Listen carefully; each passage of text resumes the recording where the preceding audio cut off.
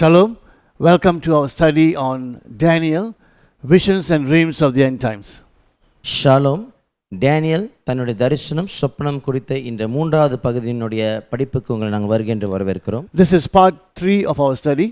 இது நம்மளுடைய பயிற்சியின் மூன்றாவது கட்டமாக இருக்கிறது. I want to acknowledge those who have given your feedback. Thank you for your encouragement. ஒரு சில வார்த்தைகளை நீங்கள் எங்களுக்கு ஆறுதலாய் சொல்லிக்கிறீர்கள். அதற்காக உங்களுக்கு நாங்கள் நன்றி செலுத்த கடமைப்பட்டிருக்கிறோம். Now the dreams and visions that God gave, as I mentioned before, can keep this in mind that as we keep on progressing, the vision will get narrow and narrower and God will focus and zoom at the end on one particular character. ஆண்டு கொடுக்கிற தரிசனங்களும் சொப்பனங்களையும் பார்க்கும் பொழுது நான் ஏற்கனவே சொன்னது போல அது கொஞ்சம் குறுகலாகி கடைசி காலத்தில் என்ன நேரிடும் என்று சொல்லி அது சரியான ஒரு சொப்பனத்துக்கு காண்பிக்கிறதை நீங்கள் கவனிப்பீர்கள். Remember the 10 toes of Daniel chapter 2, the idol or statue that Nebuchadnezzar dreamt about? ஞாபகம் வைத்திருக்கிறீர்களா? அதாவது நெபுக்கத்நேசார் ராஜா அவர்கள் கொண்ட சொப்பனத்தில் அந்த சிலையினுடைய 10 விரல்களை நீங்கள் பார்க்கலாம். That 10 toes is repeated in Daniel chapter 7 as 10 horns. அந்த 10 கால் விரல்களை பார்க்கும்போது தானியேல் 7ஆம் அதிகாரத்துக்கு வரும்போது அது 10 கொம்பாக சொல்லப்படுகிறதை நீங்கள் கவனிப்பீர்கள். And God gives more information to Daniel. Now when we look at the 10 horns, there's a little horn that will come out. தானியேலுக்கு இன்னும் அதிகமான காரியத்தை ஆண்டவர் தெளிவாக்கம் கொடுப்பார். இப்பொழுது நீங்கள் கவனிக்கும் பொழுது 10 கொம்பின் மத்தியிலே ஒரு கொம்பு எழும்புகிறதை நீங்கள் கவனிப்பீர்கள். In our previous study we looked at Daniel chapter 7. கடந்த பாடத்தில் தானியேல் 7ஆம் அதிகாரத்தை நாம் கவனித்து வந்தோம். We saw a beast that looked like a lion. நாம் சிங்கத்தை போல இருக்கிற ஒரு மிருகத்தை பார்த்தோம். That is Babylon. அதுதான் Babylon. Then we saw a bear, that is Medo-Persia, and then a leopard with 4 heads, that is Greece. நம் பின்பு அதை பார்த்தோம். ஒரு கரடி இருந்தது, அது மெடோ பெர்ஷியா என்று சொல்லப்படுகிறது. பின்பு சிவங்கை 4 தலை கொண்ட சிவங்கையை பார்க்கும் பொழுது அதுதான் கிரீஸ் என்று சொல்லப்படுகிறது. Now in today's lesson, in this vision, you will find that God will no longer talk about Babylon. He'll focus on the next 2 kingdoms and more information is given. இன்றைக்குள்ள தரிசனத்தை நீங்கள் பார்க்கும்போது ஆண்டவர் பாபிலோனை குறித்து அதிகமாய் பேசாமல் பின்பு வரப்போகிற 2 ராஜ்யங்களை குறித்து இன்னும் அதிகமாய் தெளிவாக்கம் கொடுக்கிறதை கவனிப்பீர்கள். As the vision progresses, you can see God zooming in and giving a more focused understanding. அந்த தரிசனம் இப்படியாக தொடர்ச்சியாக தொடர்ந்து வரும் பொழுது ஆண்டவர் இப்படியாக இன்னும் கூர்மையாக இன்னும் தெளிவாக ஒரு காரியத்துக்கு மட்டும் கவனத்தை செலுத்தி வந்து கொடுக்கிறதை கவனிப்பீர்கள். Now today we are going to be looking at Daniel chapter 8, the ram and the goat. இன்றைக்கு தானியேல் 8ஆம் அதிகாரம் ஆட்டுக்கடா மற்றும் வெள்ளாட்டுக்கடாவை குறித்து நாம் கவனிக்க போகிறோம். Now let's first read Daniel chapter 7 verse 1. தானியேல் 7ஆம் அதிகாரம் 1வது வசனத்தை முதலாவது வாசிப்போம். In the first year of Belshazzar king of Babylon, Daniel had a dream and visions passed through his mind as he was lying on his bed. He wrote down the substance of his dream. Babylon ராஜாவாகிய பெல்ஷாத்சாரின் 1ஆம் வருஷத்திலே தானியேல் ஒரு சொப்பனத்தையும் தன் படுக்கையின் மேல் தன் தலையில் தோன்றின தரிசனங்களையும் கண்டான். பின்பு அவன் அந்த சொப்பனத்தை எழுதி காரியங்களின் தொகையை விவரித்தான். Now chapter 8 verse 1. இப்பொழுது 8ஆம் அதிகாரம் 1வது வசனத்தை வாசிப்போமாக. In the 3rd year of King Belshazzar's reign. Now, so the dream in chapter 7 was given in the 1st year and this dream is given in the 3rd year. So you have 2 years in between chapter 7 and chapter 8. முதல் சொப்பனத்தை பார்க்கும்போது 7ஆம் அதிகாரத்தில் வருகிறது. பின்பு இந்த சொப்பனமானது 8ஆம் அதிகாரத்தில் வருகிறது. இந்த இரண்டாவது சொப்பனத்துக்கும் 1வது சொப்பனத்துக்கும் இடைக்காலத்தை பார்க்கும்போது 2 வருஷங்கள் இடைக்காலம் காணப்படுகிறது. In this dream or in this vision, Daniel will see a ram and a goat. இந்த தரிசனம் அல்லது சொப்பனத்தில் பார்க்கும்போது தானியேல் ஒரு ஆட்டுக்கடாவையும் வெள்ளாட்டுக்கடாவையும் காண்கிறார். The vision is described from verses 1 to 14 and the explanation is given from verses 15 to 26. அந்த தரிசனமானது பார்க்கும் பொழுது 8ஆம் அதிகாரம் 1வது வசனம் தொடங்கி 14ஆம் வசனம் வரை நீங்கள் வாசிக்கலாம். அதனுடைய வெளிவாக்கம் அல்லது வெளிப்பாடு நீங்கள் பார்க்கும் பொழுது 8ஆம் அதிகாரம் 15ஆம் வசனம் தொடங்கி 26ஆம் வசனம் வரை வாசிக்க கேட்கலாம். Chapter 8 verse 2. 8ஆம் அதிகாரம் 2வது வசனம். In my vision I saw myself in the citadel of Susa in the province of Elam. In the vision I was beside the Ulai canal. தரிசனத்திலே நான் கண்டது என்னவென்றால், நான் பார்க்கையில் ஏலாம் தேசத்திலுள்ள சூசான் அரண்மனையில் இருந்தேன். அங்கே நான் ஊலா என்னும் ஆற்றங்கரையில் இருந்ததாக தரிசனத்தில் கண்டேன். Persia on this side and Babylonia on this side. நீங்கள் கவனிக்க முடியும், பெர்ஷியா ஒரு பக்கம் இருக்கிறது, பின்பு பாபிலோனியா இன்னொரு பக்கம் இருக்கிறது. And you see the orange colored place, that is Elam, and this is the capital Susa. இந்த ஆரஞ்சு வர்ணத்தை பார்க்கும்போது அதான் ஈலாம் என்று சொல்லப்படுகிறது. அதனுடைய தலைநகரம் சூசாவை நீங்கள் பார்க்கலாம். And in a vision Daniel is taken to the Ulai river. That is the picture of the Ulai river. தரிசனத்தில் பார்க்கும்போது தானியேல் ஊலாய் நதிக்கு எடுத்து கொண்டு போவார். இதுதான் அந்த ஊலாய் நதி. Now let's read about the vision that he had. அவருக்கு கொண்ட அல்லது பெற்றுக்கொண்ட தரிசனத்தை குறித்து நாம் வாசிக்க. Now we will read them first and later we will look at the explanation. முதலாவது இதை நாம் வாசிப்போம், பின்பு அதனுடைய வெளிப்பாட்டை கவனிப்போமாக. Verses 2 to 4. இரண்டாம் வசனம் தொடங்கி நான்காம் வசனம் வரை. In my vision I saw myself in the citadel of Susa in the province of Elam. In the vision I was beside the Ulai canal. I looked up, and there before me was a ram with 2 horns standing beside the canal, and the horns were long. One of the horns was longer than the other, but grew up later. I watched the ram as he charged towards the west and the north and the south.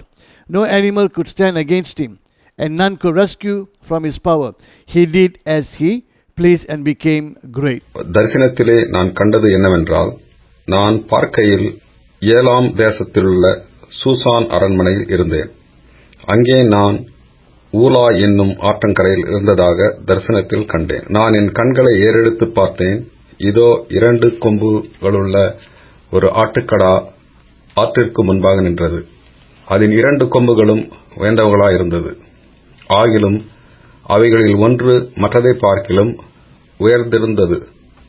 உயர்ந்த கொம்பு பிந்தி முளைத்தெழும்பிற்று. அந்த ஆட்டுக்கடா மேற்கும் வடக்கும் தெற்கும் பாய்கிறதை கண்டேன். ஒரு மிருகமும் அதன் முன்னே நிற்கக்கூடாதிருந்தது. அதன் கைக்கு தப்பிப்பாரும் இல்லை. அது தன் இஷ்டப்படியே செய்து வல்லமை கொண்டது. So here he sees a ram. இங்கே பார்க்கும்போது ஒரு ஆட்டுக்கடாவை பார்க்கிறார். Now this ram had 2 long horns. இந்த ஆட்டுக்கடாக்கு பார்க்கும்போது 2 உயர்ந்த கொம்புகள் இருந்தது. One of the horns was longer than the other one. ஒரு கொம்பை கவனிக்கும் பொழுது இன்னொரு கொம்பை காட்டிலும் உயர்ந்ததா இருந்தது. Now if you remember the earlier lesson, you should already know why one horn is longer than the other horn. இதற்கு முன்பாக பாடத்தை நீங்கள் கவனித்த போது ஞாபகம் வைத்திருந்தீர்கள் சொன்னால் ஒரு கொம்பு ஏன் உயரவா இருக்கிறது என்று சொல்லி நன்றாக அறிந்திருப்பீர்கள். And this ram charged west, north and south. இந்த ஆட்டுக்கடாவை பார்க்கும்போது மேற்கும் வடக்கும் தெற்கும் பாய்கிறதை நீங்கள் கவனிப்பீர்கள். Which means it's coming from the east. அது எங்கிருந்து வருகிறது என்று சொன்னால் கிழக்கிலிருந்து புறப்பட்டு வருகிறது. Nothing can stand against it. எதுவும் அதற்கு எதிராக நிற்க முடியவில்லை. So the ram rams whatever that comes against it. ஆகினாலே இந்த ஆட்டுக்கடாக்கு எதெல்லாம் எதிராக வருதோ அது முட்டி தள்ளுகிறதை நீங்கள் கவனிப்பீர்கள். Now let's continue. தொடர்ந்து நாம் கவனிப்போம். Verse 5. ஐந்தாவது வசனம். As I was thinking about this, suddenly a goat with a prominent horn between his eyes came from the west, crossing the whole earth without touching the ground. நான் அதை கவனித்துக் கொண்டிருக்கையில் இதோ மேற்கே இருந்து ஒரு வெள்ளாட்டுக்கடா நிலத்திலே கால் பாவாமல் தேசத்தின் மீதெங்கும் சென்றது. அந்த வெள்ளாட்டுக்கடாவின் கண்களுக்கு நடுவே விசேஷித்த ஒரு கொம்பு இருந்தது. Then Daniel sees a goat with a prominent horn. இங்கே தானியேல் ஒரு வெள்ளாட்டுக்கடாவை பார்க்கிறார். அது விசேஷித்த கொம்பு உடையதா இருக்கிறது. And this goat is coming from the west. இந்த வெள்ளாட்டுக்கடாவானது மேற்கிலிருந்து வருகிறது. And it says that it was traveling, that the feet did not touch the ground, meaning it traveled so fast. இங்கே கவனிக்கும் பொழுது அதனுடைய கால்கள் இந்த பூமியில் படவில்லை என்று சொல்லப்படுது. எதை குறிக்கிறது என்று சொன்னால் பயணத்தில் வெகு வேக கொண்டதாய் இருக்கிறது. So we have the ram and the goat. இங்கே பார்க்கும்போது ஆட்டுக்கடாவும் வெள்ளாட்டுக்கடாவும் பார்க்கிறோம். Now the ram is coming from the east. அந்த ஆட்டுக்கடாவானது கிழக்கிலிருந்து வருகிறது. And the goat is coming from the west. அந்த வெள்ளாட்டுக்கடாவோ மேற்கிலிருந்து வருகிறது. So you've got one coming from the east, one coming from the west. What's going to happen? They're going to come and collide. மேற்கிலிருந்தும் கிழக்கிலிருந்தும் ஒன்றுக்கு ஒன்று எதிராக வரப்போகிறது. என்ன நடக்கிறது என்று சொன்னால் ஒன்றுக்கொன்று மோதிக்கொள்கிறது. So there's going to be a collision between the ram and the goat, and again both these 2 animals, they represent kingdoms. இங்கே பார்க்கும்போது வெள்ளாட்டுக்கடாவும் ஆட்டுக்கடாவும் பார்க்கும்போது மோதல் நடக்க போகிறது. இது எதை காண்பிக்கிறது என்று சொன்னால் இப்படியாக ராஜ்யங்களை காண்பிக்கிறது. Verses 6 and 7. 6ஆம் வசனமும் 7ஆம் வசனமும். He came towards the 2-horned ram I had seen standing beside the canal, and charged at him in great rage. I saw him attack the ram furiously, striking the ram and shattering his two horns. The ram was powerless to stand against him. The goat knocked him to the ground and trampled on him, and none could rescue the ram from his power. நான் ஆட்டின் முன்பாக நிற்க கண்ட 2 கொம்புகள் உள்ள ஆட்டுக்கடாவின் மட்டும் அது வந்து தன் பலத்தின் உக்கிரத்தோடே அதற்கு எதிராக பாய்ந்தது. அது ஆட்டுக்கடாவின் கிட்ட சேர கண்டேன். அது ஆட்டுக்கடாவின் மேல் கடும் கோபம் கொண்டு அதை முட்டி அதன் 2 கொம்புகளையும் முறித்து போட்டது. அதன் முன் நிற்க ஆட்டுக்கடாவுக்கு பலமில்லாமையால் வெள்ளாட்டுக்கடா அதை தரையிலே தள்ளி மிதித்து போட்டது. அதன் கைக்கு ஆட்டுக்கடாவை தப்புவிப்பார் இல்லை. Now the goat rams the ram. இங்கே பார்க்கும்போது இந்த ஆட்டுக்கடாவானது வெள்ளாட்டுக்கடாவை முட்டி தள்ளுகிறது. And using the NIV, it attacked, it struck, it shattered, knocked and trampled the ram. அதை பார்க்கும்போது அதை முட்டி முறித்து நொறுக்கி தள்ளிவிட்டு மிதித்து போடுகிறதை நீங்கள் கவனிப்பீர்கள். So the goat empire defeats the ram empire. ஆகினாலே இந்த ஆட்டுக்கடாவின் சாம்ராஜ்யம் வெள்ளாட்டுக்கடாவின் சாம்ராஜ்யத்தை உடைக்கிறது. The ram had brute, but the goat had speed. இந்த ஆட்டுக்கடாக்கு பார்க்கும்போது முரட்டுத்தனம் இருந்தது, ஆனாலும் வெள்ளாட்டுக்கடாக்கு மிகு வேகம் காணப்பட்டது என்று பார்க்கிறோம். And in this case, speed won. இந்த காரியத்தில் பார்க்கும்போது வெகு வேகமாய் செல்லப்படுகிற காரியங்கள் வென்றது என்று கவனிக்கிறோம். Verse 8. 8வது வசனம். The goat became very great, but at the height of his power, his large horn was broken off, and in its place 4 prominent horns grew up towards the 4 winds of heaven. அப்பொழுது வெள்ளாட்டுக்கடா மிகுதியும் வல்லமை கொண்டது. அது பலம் கொண்டிருக்கையில் அது பெரிய கொம்பு முறித்துப்பட்டது. அதற்கு பதிலாக ஆகாயத்தின் 4 திசைகளுக்கும் எதிராய் விசேஷித்த 4 கொம்புகள் முளைத்தெழும்பினது. Now the goat became great. In other words, this kingdom is going to become a great kingdom. இங்கே கவனிக்கிறோம், இந்த வெள்ளாட்டுக்கடா இப்படியாக பெரிதாகினது என்று சொல்லி இதனுடைய ராஜ்யம் பெரிதாகுகிறது. Now, at the height of its expansion, at its zenith, the prominent horn was broken off. இதனுடைய உச்சக்கட்டத்தில், அதாவது வெற்றின் உச்சக்கட்டத்தில் பார்க்கும்போது அதனுடைய கொம்பு உடைகிறது என்று சொல்லி நீங்கள் பார்க்கிறீர்கள். And in its place 4 other horns will come up. அந்த உடைந்த இடத்தில் பார்க்கும்போது இன்னும் 4 கொம்புகள் முளைத்து வருகிறதை காண்பீர்கள். Now remember the 4 heads of the leopard in the previous dream. கடந்த தரிசனத்தில் பார்க்கும்போது அந்த சிவங்கியோட 4 தலைகள் உங்களுக்கு ஞாபகம் வரும். So these 4 horns correspond to the 4 heads.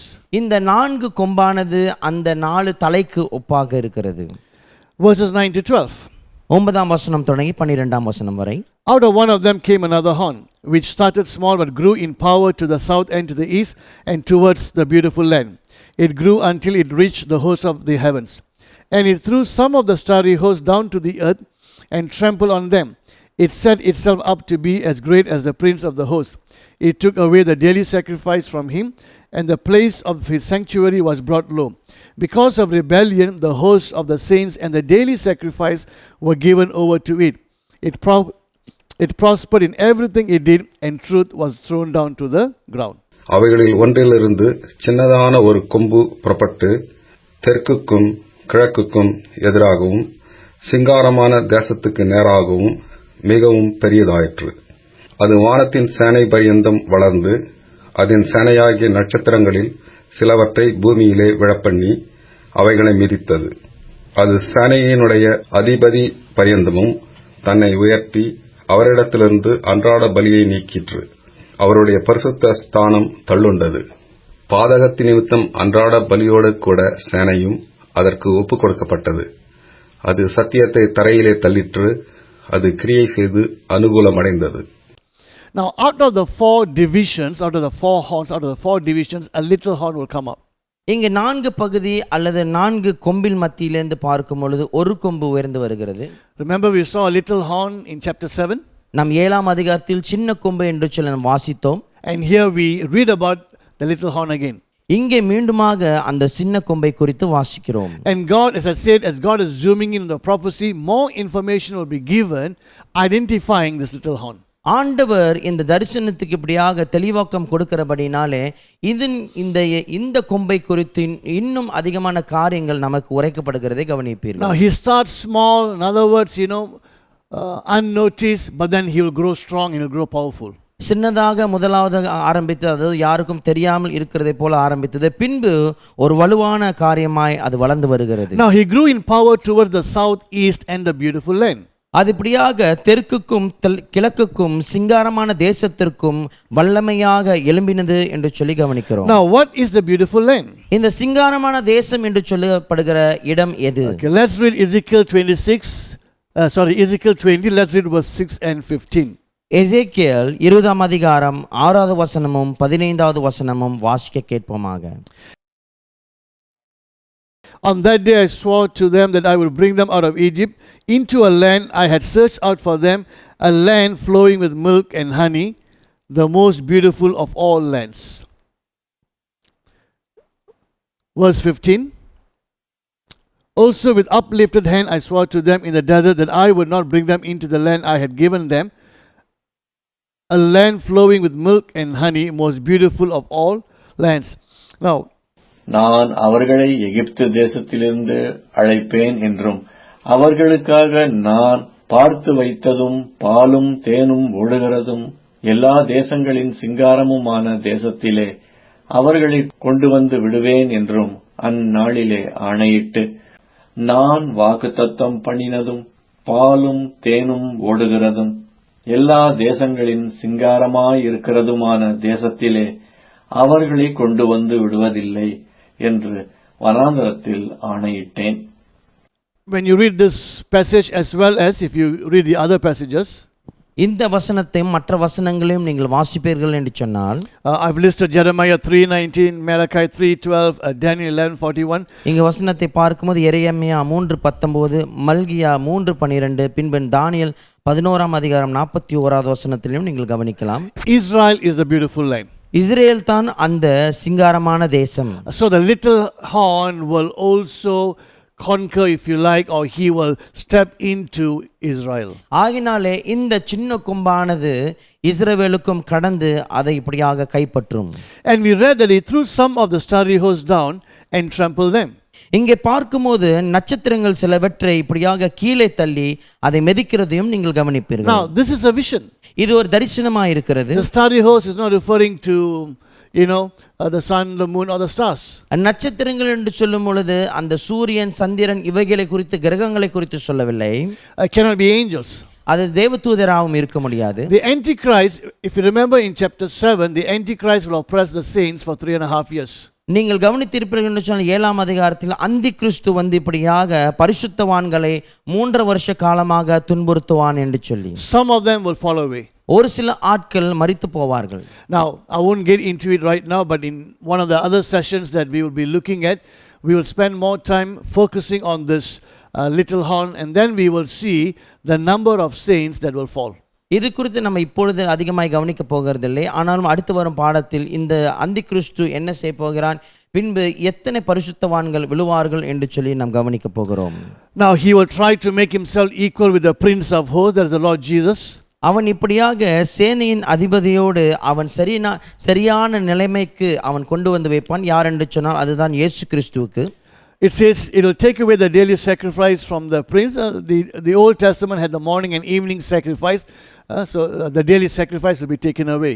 பழைய ஏற்பாட்டில் பார்க்கும் பொழுது காலை ரா பலி என்று சொல்லி இருக்கும். ஆனாலும் இந்த காரியத்தை அவன் அந்த சேனையின் அதிபதியின் இடத்திலிருந்து எடுத்துக்கொள்வான் என்று சொல்லி கவனிக்கிறோம். The sacrifices will be offered to the Prince of Peace, but he will take it away. அந்த சேனை அதிபதிக்கு, அதாவது சமாதான பிரபுவுக்கு என்று சொல்லி இந்த பலி ஒப்பீடு கொடுக்கப்படும். ஆனாலும் அவன் தனக்கென்று சொல்லி வாங்கிக் கொள்வான். Now Exodus 29:38 and Numbers 28:3, you can read that about the daily sacrifice. யாத்ராகமம் 29ஆம் அதிகாரம் 38வது வசனமும் எண்ணாகமம் 28ஆம் அதிகாரம் 3வது வசனத்தில் நீங்கள் இந்த அன்றாட பலியை குறித்து வாசிக்க முடியும். We also read that the sanctuary was brought low. That could mean destroyed or defiled. நீங்கள் இங்கே அதில் வாசிப்பீர்கள், பரிசுத்த ஸ்தலம் தள்ளுண்டப்பட்டது என்று சொல்லி. அதனுடைய அர்த்தம் என்னவென்று சொன்னால் அழிக்கப்பட்டது அல்லது தீட்டாக்கப்பட்டது என்று சொல்லி கவனிக்கலாம். And because of rebellion, the host and daily sacrifice is given to it. அந்த பாதகம் அல்லது முரட்டாட்டத்தின்படினாலே அந்த சேனைகளும் இப்படியாக அன்றாட பலியும் அதுக்கென்று சொல்லி ஒப்புவிக்கப்பட்டது. Again, I'll comment on this when we come to that session where we talk about the little horn more. அந்த சின்ன கொம்பை குறித்து அதிகமாக வாசிக்கும் பொழுது இதை குறித்து தான் இன்னும் கவனத்தை நீங்கள் கவனிப்பீர்கள். Truth is thrown down, it prospered in everything. In other words, there will be so much of deception. There's no place for truth. இங்கே பார்க்கும்போது சத்தியம் கீழே தள்ளப்பட்டது, அது செய்த காரியத்தை எல்லாம் வாய்க்க பண்ணினது என்று சொல்லி கவனிப்பீர்கள். என்ன சொல்ல வருகிறது என்று சொன்னால் இப்படியாக அதிகமான வஞ்சகங்கள் காணப்படும்.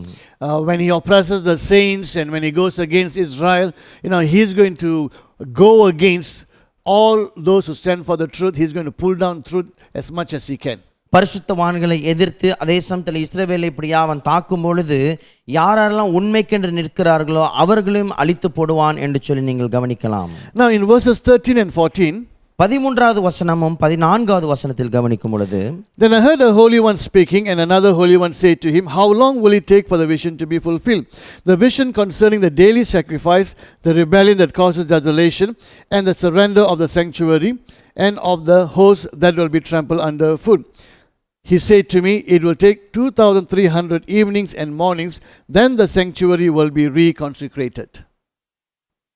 பரிசுத்தவானாகிய ஒருவன் பேச கேட்டேன். அப்பொழுது வேறொரு பரிசுத்தவான் பேசினவரை நோக்கி, அன்றாட பலியை குறித்தும் பாழ்கடிப்பை உண்டாக்கும் பாதகத்தை குறித்தும் பரிசுத்த ஸ்தலமும் சேனையும் மிதிப்பட ஒப்புக் கொடுக்கப்படுவதை குறித்தும் உண்டான தரிசனம் எதுவரைக்கும் இருக்கும் என்று கேட்டான். அவன் என்னை நோக்கி, 2300 இராப்பகல் செல்லும் வரைக்கும் இருக்கும், பின்பு பரிசுத்த ஸ்தலம் சுத்திகரிக்கப்படும் என்றான். Now in verse 13 there's a question, how long will this take place? In verse 14 we have the answer, 2300 days. இந்த 13ஆம் வசனத்தில் பார்க்கும்போது ஒரு கேள்வி எழும்புகிறது, எவ்வளவு காலம் அல்லது எவ்வளவு நாட்கள் இது நடைபெறும் என்று சொல்லி. 14வது வசனத்தில் பார்க்கும்போது அதனுடைய பதில் வருகிறது, 2300 நாட்கள் இது நடக்கும் என்று சொல்லி. Now from the temple being rebuilt or sacrifices begin until the sanctuary is cleansed, it will be 2300 mornings and evenings. ஆலயம் மீண்டுமாய் கட்டப்பட்டு பின்பு இப்படியாக அன்றாட பலிகள் ஒப்புவித்து இந்த ஆலயம் சுத்திகரிக்கும் படும் அளவும் கவனிப்பீர்கள் என்று சொன்னால் 2300 நாட்கள் நடைபெறுகிறது. What does this period refer to? இந்த காலகட்டம் எதை குறிக்கிறது? Now the 4 periods mentioned in the book of Daniel. தானியேல் புத்தகத்தில் 4 காலகட்டங்கள் உரைக்கப்படுகிறது. In chapter 7 we have times and half a time, which is 3.5 years. இங்கே கவனிக்கும் பொழுது 7ஆம் அதிகாரத்தில் காலம், காலங்கள், அரை காலம் என்று சொல்லி இங்க 3 வருஷத்தை குறிக்கிறதை கவனிப்பீர்கள். That's quite easy to understand because that particular period is also mentioned in other places and it is explained, so that's quite easy to understand. இந்த காலகட்டமானது வேறு இடத்திலும் இன்னும் சொல்லப்பட்டிருக்கிறது. ஆகினால் இதை குறித்ததான புரிந்துணர்வு நமக்கு எளிதாக இருக்கும். In chapter 12, 12ஆம் அதிகாரத்தில் it also talks about 1290 days. 1290 நாட்களை குறித்து பேசுகிறது. And also 1335 days. பின்பு 1335 நாட்களை குறித்தும் குறிக்கிறது. And here we have 2300 evenings and mornings. இங்கே பார்க்கும் பொழுது 2300 ராப்பகல் என்று சொல்லப்படுகிறது. I put here morning and evening, it is actually evening and morning. இங்கே பார்க்கும்போது காலை மாலை என்று போட்டிருக்கிறோம். Now what does this period refer to? இந்த காரியம் எதை குறிக்கிறது? Not much explanation given, but from the time the temple is rebuilt and sacrifices are offered until the sanctuary is cleansed, it will be 2300 evenings and mornings.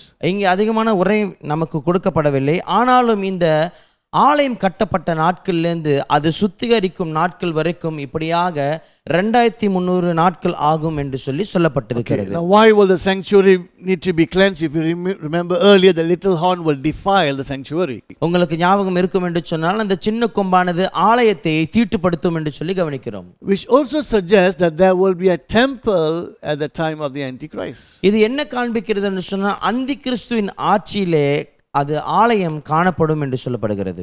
Now I came across an article, ஒரு எழுத்தை இப்படியாக கவனித்து வந்தேன்.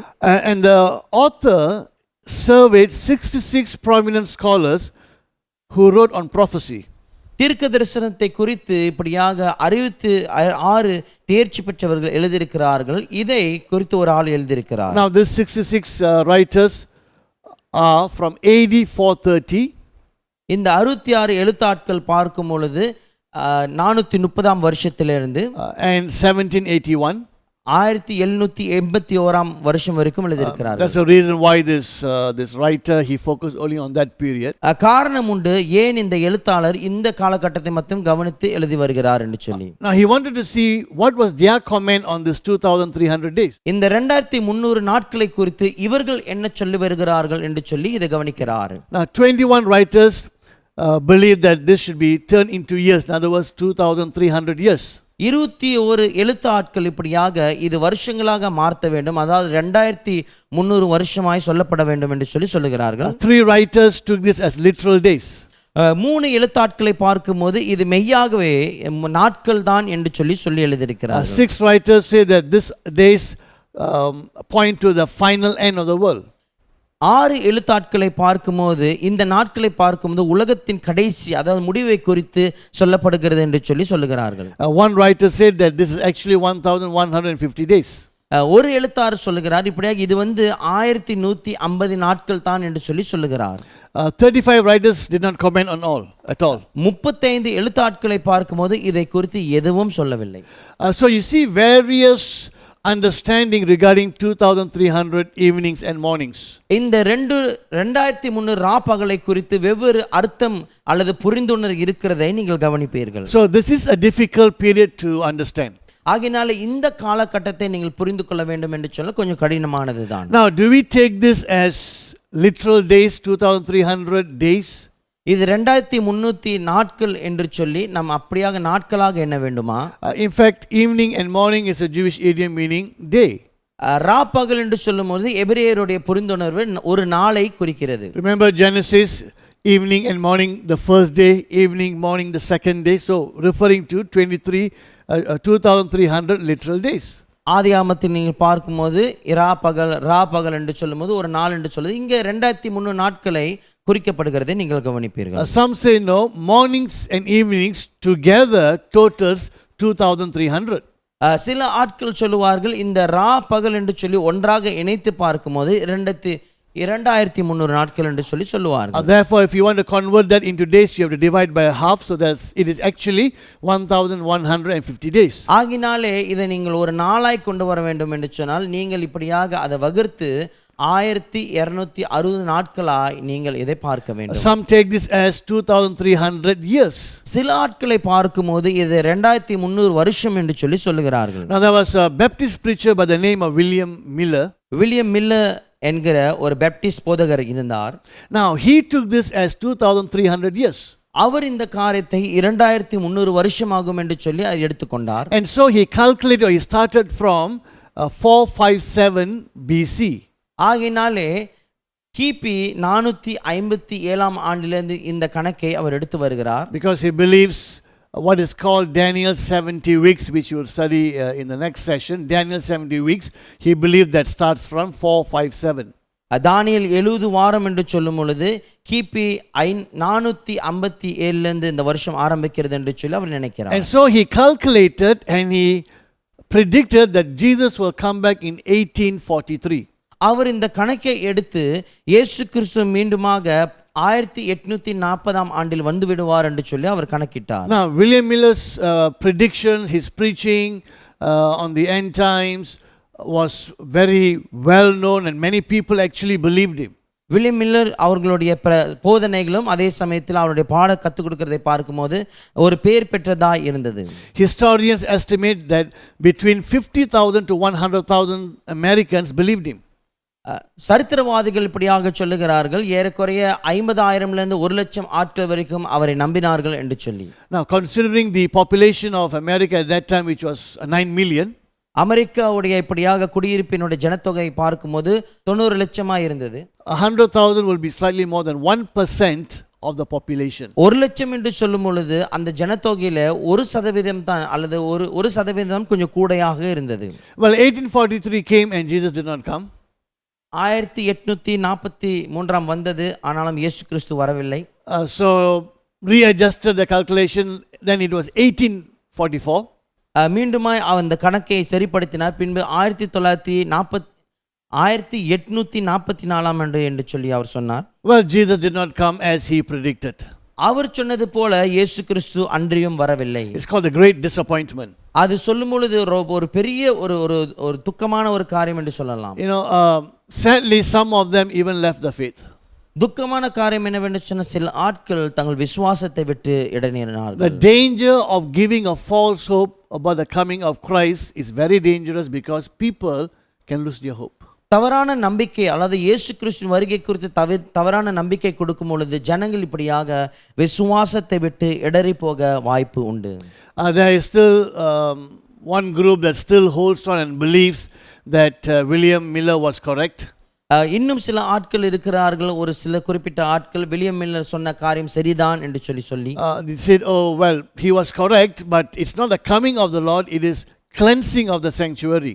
அவர்கள் என்ன சொல்லி இருந்தார்கள் என்று சொன்னால், அவர் சொன்னது சரிதான், அது கிறிஸ்துவினுடைய வருகை அல்ல, ஆனாலும் ஆலயத்தினுடைய சுத்திகரிப்பை குறித்து சொல்லியிருக்கிறார் என்று சொன்னார்கள். In 1844 Jesus went to the sanctuary in heaven and cleansed that sanctuary. 1844 ஆண்டு பார்க்கும் பொழுது இயேசு கிறிஸ்து பரமேறி அந்த ஆலயத்தை சுத்திகரித்தார் என்று சொல்லப்படுகிறது. Now I think when it says evening and morning, 2300 evenings and mornings, I think the natural reading would be days. ராப்பகல், அதாவது 2300 ராப்பகல் என்று சொல்லும் பொழுது நம்ம இயற்கையாக வாசிக்க வேண்டும் என்று சொன்னால் நாட்களை குறிக்கிறது. So since it's not very clearly explained when it starts, when it will end, all we can do is really come up with a guess. எப்பொழுது ஆரம்பிக்கும் எப்பொழுது முடிவடையும் என்று சொல்லி நமக்கு தெளிவாக கொடுக்கப்படாதவனால நாம் செய்ய வேண்டியது ஒன்றே தான். இதை குறித்து நம்ம ஒரு கணக்கிட்டு சொல்லலாம். So now this part I'm just assuming this is a educated guess that I'm doing. இது நான் சிந்தித்த காரியங்கள் தான். We have 1260 days, that's 3.5 years of the little horn. இங்கே அந்த சின்ன கொம்பினுடைய 3 வருஷங்கள், அதாவது 1260 நாட்களை நீங்கள் பார்க்கலாம். So this is part of the bigger period of 2300 days. நீங்க இங்க பார்க்கும் பொழுது 2300 நாட்கள் இதனுடைய பார்க்கும்போது இது ஒரு பகுதி தான். The sanctuary will be cleansed because the little horn will defile the sanctuary. ஆலயம் சுத்திகரிக்கப்படும், ஏனென்று சொன்னால் இந்த சின்ன கொம்பானது ஆலயத்தை தீட்டுப்படுத்து. In Daniel chapter 12, if you remember that we read about 1290 days. தானியேல் 12ஆம் அதிகாரத்தில் வாசிக்கும் பொழுது 1290 நாட்கள் என்று சொல்லி நீங்கள் வாசிப்பீர்கள். Which is வாசிப்பீர்கள். 30 days plus 1260 days. இது எதை காண்பிக்கிறது என்று சொன்னால் 1200 நாட்களோட இன்னும் 30 நாட்கள் நீங்கள் கூட்டிக் கொண்டு வர வேண்டும். So is it possible after the 3.5 years, then the Antichrist is defeated, then the next 30 days, that will be the period of cleansing the sanctuary? இது இப்படி சாத்தியமாகுமா? அதாவது 3.5 வருஷம் பின்பு அந்தி கிறிஸ்துவானவன் தோற்கடிக்கப்படுவான், பின்பு 30 நாட்கள் இந்த ஆலயமானது சுத்திகரிக்கப்படும் என்று சொல்லி. Now if that is correct, again I'm saying that, I'm just presuming, but if that is correct, இது என்னுடைய சிந்தனை, இது சரியாக இருக்கும் என்று சொன்னால், then we take away 1290 days from this period, we have 1010 days left. இந்த காலகட்டத்திலிருந்து 1290 நாட்களை எடுத்துக்கொள்வோம் என்று சொன்னால் இங்கே 1010 நாட்கள் மாத்திரம் எஞ்சி இருக்கிறதை நீங்கள் கவனிப்பீர்கள். Now I'm jumping ahead a little bit. கொஞ்சம் நம்ம முன்னேறி செல்கிறோம். In our next lesson we will study Daniel 70 weeks. அடுத்த பாடத்தில் தானியேல் 70 வாரம் என்று சொல்லி இதை நாம் கவனித்து வர போகிறோம். Now there will be a final 1 week or 7 years. கடைசி ஒரு வாரம் அல்லது 7 வருஷத்தை குறித்து அங்கு சொல்லப்படுகிறது. Where I believe it is the Antichrist who will confirm a covenant with many. இங்கே பார்க்கும்போது அந்தி கிறிஸ்து அநேகரோடு உடன்படிக்கையை செய்து விடுகிறதை நாம் கவனிக்கலாம். So once the covenant is confirmed, a few months later the Jews are allowed to build their temple and they begin the sacrifices. அந்த உடன்படிக்கை உண்டாக்கின பின்பு யூதர்களுக்கு இப்படியாக அவர்களுக்கு ஆலயம் கட்டும்படியாக இடம் கொடுக்கப்படும். And then once the temple is built, the sacrifice is offered, then the Antichrist comes, the little horn comes, he puts a stop to it, and then after he is defeated, the sanctuary is cleansed. So perhaps if you total all of this, it comes to 2300 days. That could be a possibility. ஆலயம் கட்டப்பட்டு பின்பு அங்கே பலிகள் செலுத்தப்பட்ட பின்பு அந்தி கிறிஸ்துவான ஒரு காலகட்டத்தில் வந்து அவன் எல்லாவற்றையும் நிப்பாட்டி பின்பு அவன் தோற்கடிக்கப்படுவான், பின்பு அதன் பிறகு ஆலயமான சுத்திகரிக்கப்படும். இந்த காலகட்டத்தை எல்லாம் ஒன்றாக நீங்கள் கூட்டி பார்ப்பீர்கள் என்று சொன்னால் 2300 நாட்கள் வருகிறதை நீங்கள் கவனிப்பீர்கள். Again, I repeat, this is not exactly what is said, but I'm just thinking, could this be a possibility? இதுதான் அப்படியாக சொல்லப்பட்டிருக்கிறது என்று சொல்லி பொருள் அல்ல, ஆனால் இதுதான் சாத்தியமா என்று சொல்லி நான் சிந்தித்த காரியங்கள் இதுவே. Now, the interpretation is given to us, and therefore even this prophecy is quite easy to understand. இதனுடைய விளக்கம் நமக்கு கொடுக்கப்பட்டிருக்கிறபடினால இந்த தீர்க்க தரிசனமானது நாம் புரிந்து கொள்ள சுலபமான ஒரு காரியம்தான். Verse 17. 17வது வசனம். As he came near the place where I was standing, I was terrified and fell prostrate. Son of man, he said to me, understand that the vision concerns the time of the end. அப்பொழுது அவன் நான் நின்ற இடத்துக்கு வந்தான். அவன் வருகையில் நான் திடுக்கிட்டு முகங்குப்புற விழுந்தேன். அவன் என்னை நோக்கி, மனுபுத்திரனே, கவனி, இந்த தரிசனம் முடிவு காலத்துக்கு அடுத்தது என்றான். So the vision concerns the time of the end. இந்த தரிசனமானது கடைசி காலத்தை குறித்து சொல்லப்படுகிறது. The little horn is the last rebellion against God and before Jesus returns. இந்த சின்ன கொம்பானது பார்க்கும் பொழுது இயேசு கிறிஸ்து வரும் முன்பாக தேவனுக்கு எதிராக பாதகம் அல்லது முரட்டு பண்ணுகிற கடைசி காரியமாய் காணப்படுகிறது. Remember, the little horn comes out from the 4 divisions of this kingdom. 4 பிரிவு அல்லது ராஜ்யத்திலிருந்து இந்த சின்ன கொம்பு எழும்புகிறதை நீங்கள் கவனிப்பீர்கள். And his powers grow towards the south and east from where he is. அதனுடைய இப்படியாக வல்லமையானது தெற்குக்கும் கிழக்குக்கும் அது பாய்ந்து போகிறதை நீங்கள் கவனிப்பீர்கள். Again we are told in verse 26 that the vision concerns the distant future, is the times of the end. 26ஆம் வசனத்தில் பார்க்கும் பொழுது தொலைதூர எதிர்காலம் அல்லது கடைசி காலத்தை குறித்து குறிப்பிடுகிறதை நீங்கள் கவனிப்பீர்கள். Daniel did not understand not the whole vision, the final part of the vision is what he was not very clear about. தானியேலுக்கு பார்க்கும்போது அந்த முழு தரிசனம் அவர் புரிந்து கொள்ளவில்லை என்று சொல்லி நாம் சொல்ல முடியாது. ஆனால் அந்த தரிசனத்தினுடைய கடைசி பகுதி தான் அவருக்கு கொஞ்சம் விளங்காமல் இருந்தது. Basically it was about the little horn that he wanted to know. அவர் அறிய வேண்டிய காரியம் அல்லது அவர் வாஞ்சியா இருந்த காரியம் எதை குறித்து தெரிந்துக்க வேண்டும் என்று சொன்னால் இந்த சின்ன கொம்பை குறித்து தான். Now verses 19 to 22, the vision will be explained to Daniel. 19வது வசனத்திலிருந்து 22ஆம் வசனம் வரைக்கும் நீங்கள் கவனிப்பீர்கள் என்று சொன்னால் இந்த தரிசனமானது தானியேலுக்கு இன்னும் தெளிவாக்கமாய் கொடுக்கப்படும். He said, I'm going to tell you what will happen later in the time of wrath, because the vision concerns the appointed time of the end. The 2-horned ram that you saw represents the kings of Media and Persia. The shaggy goat is the king of Greece, and the large horn between his eyes is the first king. The 4 horns that replace the one that was broken off represent 4 kingdoms that will emerge from his nation, but will not have the same power.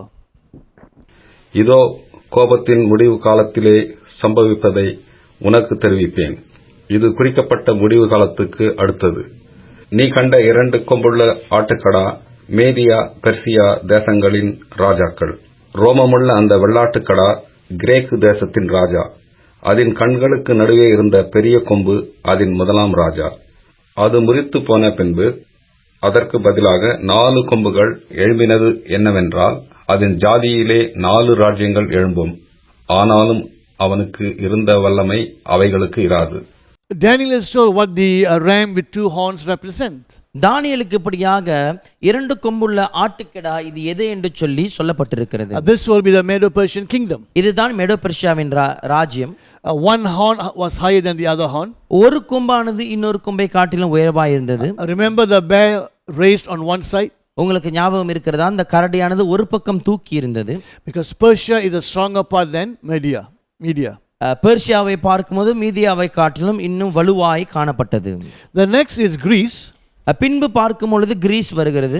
The prominent horn is the first king, that's Alexander the Great. இங்கே அந்த முக்கியமான அல்லது உயர்ந்த கொம்பை நீங்கள் கவனிக்கும் பொழுது அதுதான் முதல் ராஜா மாவீரன் Alexander. And the 4 horns that grew in its place are the 4 divisions among the 4 generals after Alexander died. இந்த 4 கொம்புகள் அதாவது இந்த 4 கொம்புகளை நீங்கள் கவனிக்கும் பொழுது அலெக்சாந்தர் ராஜா மரித்து பின்பு 4 சேனாதிபதிகளும் அவங்களுடைய பிரிவினைகளும் இங்கே சொல்லப்படுகிறது. So we know after Babylon it will be Medo-Persia, after Medo-Persia it will be Greece. ஆகினால் நாம் நன்றாக அறிந்திருக்கிறோம் பாபிலோன் முடிஞ்சு மெடோ பெர்சியா வரும், மெடோ பெர்சியா முடிந்து பின்பு கிரீஸ் வரும் என்று சொல்லி. The lion with 2 wings, that's Babylon. இரண்டு சிறகு கொண்ட அந்த சிங்கத்தை பார்க்கும்போது அதுதான் Babylon. The bear is Medo-Persia. அந்த கரடியை பார்க்கும்போது அதுதான் மெடோபெர்ஷியா. The leopard is Greece. பின்பு சிவங்கையை பார்க்கும் பொழுது அதுதான் Greece. When you go to the statue in chapter 2, நீங்கள் 2ஆம் அதிகாரத்தில் உள்ள அந்த சிலையை நீங்கள் கவனிக்கும் பொழுது the gold is Babylon. அந்த பொன் பார்க்கும்போது பாபிலோன், Silver is Medo-Persia. பின்பு வெள்ளி மெடோபெர்ஷியா, The bronze is Greece. அந்த வெண்கலமானது கிரீஸ் என்று சொல்லப்படும். So you find the book itself explains much of the vision. இந்த புத்தகத்தில் நீங்கள் பார்க்கும் பொழுதே இந்த தரிசனத்தை குறித்து இன்னும் அதிகமான தெளிவாக்கங்களை உரைக்கப்படுகிறதை கவனிக்க முடியும். Now, when Alexander was about to die, he was quite sick. Maaveeran Alexander இப்படியாக நோய்பட்டு மரிக்க நிலைமையில் வந்த பொழுது, Now, Alexander was the son of King Philip of Macedon. அலெக்சாண்டரை பார்க்கும் பொழுது மெசிடோன் ராஜா உடைய மகனாய் இருந்தார். When the father died, he took over. தன் தகப்பன் மரித்த பின்பு அவர் ராஜபாரம் கொண்டார். He was only 20 years old at that time. அப்பொழுது அவருக்கு 20 வயது மாத்திரமே. Now, he went on an expansion campaign, conquering one land after another. அவர் இப்படியாக தன்னுடைய ராஜ்யத்தில் பார்க்கும் பொழுது ஒவ்வொரு தேசத்தையும் போய் கைப்பற்றி இப்படியாக அவர் இப்படியாக விரிவாக்கம் கண்டார். In 10 years, he had gone and reached India. 10 வருஷத்தில் பார்க்கும்போது அவர் இந்தியா கூட வந்து அடைந்து விட்டார். Remember, the goat ran so fast that the feet was not touching the ground. Talk about speed. That's the speed of the expansion of Alexander. இந்த வெள்ளாட்டுக்கடாவை பார்க்கும்போது அது வேகமாய் ஓடினது, அதனுடைய காட்கள் இப்படியாக தரைமேல் படவில்லை என்று சொல்லும்போது அதனுடைய ராஜ்யம் மிக சீக்கிரமாய் விரிவாய் வளர்ந்தது. At the height of his kingdom, Alexander dies at the age of around 32. ராஜ்யத்தின் உச்சகட்டத்தில் பார்க்கும்போது மாவீரன் அலெக்சாண்டர் 32 வயசில் அவர் இறந்து போகிறதை நீங்கள் He died கவனிக்கிறீர்கள். in Babylon. பாபிலோனில் மரித்து போகிறார். Now, his generals will ask him when he was sick and he was about to die, they will come and ask him, who will get his kingdom? அவர் நோய்பட்டு மரிக்கிற நிலைமையில் இருக்கும் பொழுது தன்னுடைய சேனாதிபதிகள் தன்னிடத்தில் வந்து கேட்பார்கள், யார் இந்த ராஜ்யத்தை இனி நடத்த போகிறார்கள் என்று சொல்லி. It is said that he replied to the strongest. அவர் சொல்லி இருந்தார், யார் இன்னும் வலுவாக பலமாய் இருக்கிறீர்களோ நீங்கள் தான் என்று சொல்லி. And so after he died, there was war. அவர் மரித்த பின்பு ஒரு யுத்தம் நேரினது. Now he had many generals. அவரிடத்தில் அநேக சேனாதிபதிகள் உண்டு. And so they all fought among themselves because the empire was such a big empire, they fought among themselves. அந்த சாம்ராஜ்யம் மிகவும் பெரியதான ஒரு சாம்ராஜ்யமாக இருந்தபடினால அவர்களுக்குள்ளாரே அடித்துக் கொண்டார்கள். Finally it settled to four major divisions. கடைசியாக பார்க்கும் பொழுது 4 மிக முக்கியமான பிரிவினையாக அல்லது கட்டமாக பிரிக்கப்பட்டது. Now there could be other divisions as well. மற்ற கட்டங்கள் அல்லது பிரிவினைகள் இருந்திருக்கலாம். But God focuses on this 4 major division. ஆனாலும் ஆண்டவர் இந்த 4 முக்கியமான இந்த பிரிவினையை குறித்து தான் ஆண்டவர் கவனம் செலுத்தி வருகிறார். Why these 4 major divisions? ஏன் இந்த 4 முக்கியமான பிரிவினைகள்? Remember, God is giving us a prophecy. God is giving us a message. ஆண்டவர் நமக்கு ஒரு தீர்க்க தரிசனத்தை கொடுக்கிறார், ஒரு செய்தியை நமக்கு கொடுத்து கொண்டிருக்கிறார். He's not giving us a lesson on history. சரித்திரத்தை குறித்ததான பாடத்தை அவர் நமக்கு கற்றுக் கொடுக்கவில்லை. He's showing us from these 4 divisions the little horn will come. ஆண்டவர் நமக்கு காண்பிக்கிறார் இந்த 4 பிரிவினிலிருந்து அந்த சின்ன கொம்பு எழும்பும் என்று சொல்லி. See, God is profiling and locating the Antichrist for us. ஆண்டவர் அந்திகிறிஸ்து எங்கிருந்து வருவான் என்று சொல்லி அவனுடைய காரியங்களை நமக்கு தெளிவாக கொடுத்து வருகிறார். Before Jesus returns, there will be this sinister character, this dictator who will oppress the saints for 3.5 years, and he will also go against Israel. இந்த இயேசு கிறிஸ்து மீண்டுமாய் திரும்பி வரும் முன்பாக இந்த அந்தி கிறிஸ்துவானவன் இப்படியாக கிறிஸ்தவர்களையும் விசுவாசிகளும் எதிர்த்து இஸ்ரவேலையும் எதிர்த்து வருவான் என்று சொல்லி இயேசு காண்பிக்கிறார். So God gives us a profile of the Antichrist. ஆண்டவர் அந்தி கிறிஸ்துனுடைய ப்ரொஃபைல் குறித்து நமக்கு சொல்லுகிறார். And also zooming into the location from where he will come from. அதே சமயத்தில் அவன் எங்கேந்து எழும்பி வருவான் என்று சொல்லி அந்த இடத்தையும் அவர் நமக்கு காண்பிக்கிறார். Now the 4 major generals, and this is the 4 division. இந்த 4 முக்கியமான சேனாதிபதிகள் அவர்களுடைய பிரிக்கப்பட்ட இடங்களும் Lysimachus takes Thrace and Asia Minor, that is modern Turkey. லைசிமிக்கஸை பார்க்கும்போது திரேஸ் மற்றும் ஏசியா இப்பொழுது இருக்கிற நவீன தெற்கை அந்த இடத்தை பிடிக்கிறார். Cassander takes Greece and Macedonia. கசண்டர் பார்க்கும்போது கிரீஸ் மற்றும் மெக்கடோனியாவை பிடிக்கிறார். Ptolemy takes Egypt. சுலோமி எகிப்தையும் இஸ்ரேலும் பிடிக்கிறார். And Seleucus takes Syria, Israel, and Iraq. Seleucus பார்க்கும்போது சீரியா, இஸ்ரேல் மற்றும் ஈராக்கை கைப்பிடிக்கிறார். Now this is Egypt. This Ptolemy takes Egypt, the green area here. பித்லோமி பார்க்கும்போது அவர் எகிப்தை கைப்பிடிக்கிறார். Cassander takes Greece and Macedonia. கெசண்டர் பார்க்கும்போது கிரீஸ் மற்றும் மெக்கதோனியாவை கைப்பிடிக்கிறார். Lysimachus takes Thrace and part of modern Turkey. லைசிமிக்கஸை பார்க்கும்போது திரேஸ் மற்றும் இப்படி நவீன தெற்கை பார்க்கும்போது அதை கைப்பிடிக்கிறார். Seleucus gets part of Turkey, Syria, Iraq, Iran, Afghanistan, Pakistan, huge area. செலூக்கஸை பார்க்கும்போது இப்படியாக தெற்கி, சீரியா, ஈரான், ஈராக் இந்த பெரிய இடத்தை அல்லது பகுதியை அவர் Now கைப்பிடிக்கிறார். we might wonder, the others get a smaller portion, but he gets a big portion. நாம் யோசிக்கலாம், மற்றவர்களுக்கெல்லாம் சின்ன பிரிவினை அல்லது இடம் கிடைத்திருக்கிறது, இவருக்கு மாத்திரம் இவ்வளவு பெரிய இடமா என்று சொல்லி. But remember, a lot of this is just desert and hard mountain. Basically, he inherited a lot of sand. இங்கே பார்க்கும்போது இந்த இடத்தில் பார்க்கும்போது அதே மண்கள் அதாவது வனாந்திரம் நிறைந்த இடமாய் காணப்பட்டது. Out of these 4 divisions, the little horn will come. இந்த 4 பகுதியிலிருந்து சின்ன கொம்பு எழும்பும். In other words, the Antichrist could come from Egypt, அந்த அந்தி கிறிஸ்துவான எகிப்திலிருந்து எழும்பலாம், or from Macedonia and Greece, அல்லது Greece மெக்கதோனியாவிலிருந்து எழும்பலாம், or from any part of these places, or Turkey or Syria. But if you remember, in our earlier lesson, the little horn will come from the Roman Empire. நீங்கள் கவனித்திருப்பீர்கள், கடந்த பாடத்தில் பார்க்கும் பொழுது அந்த சின்ன கொம்பானது ரோமர் சாம்ராஜ்யத்திலிருந்து எழும்பும். Although it's a big area, nevertheless it is a limited area.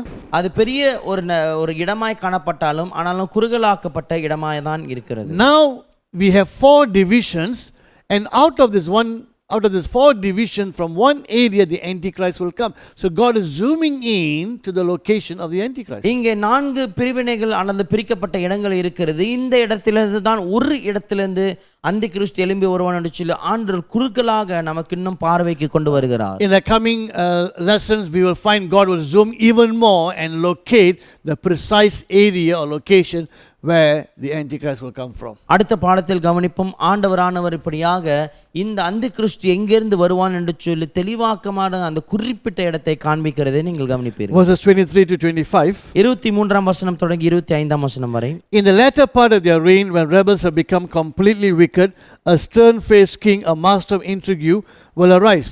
He will become very strong, but not by his own power. He will cause astounding devastation and will succeed in whatever he does. He will destroy the mighty men and the holy people. He will cause deceit to prosper, and he will consider himself superior. When they feel secure, he will destroy many and take his stand against the prince or princess. Yet he will be destroyed, but not by human power.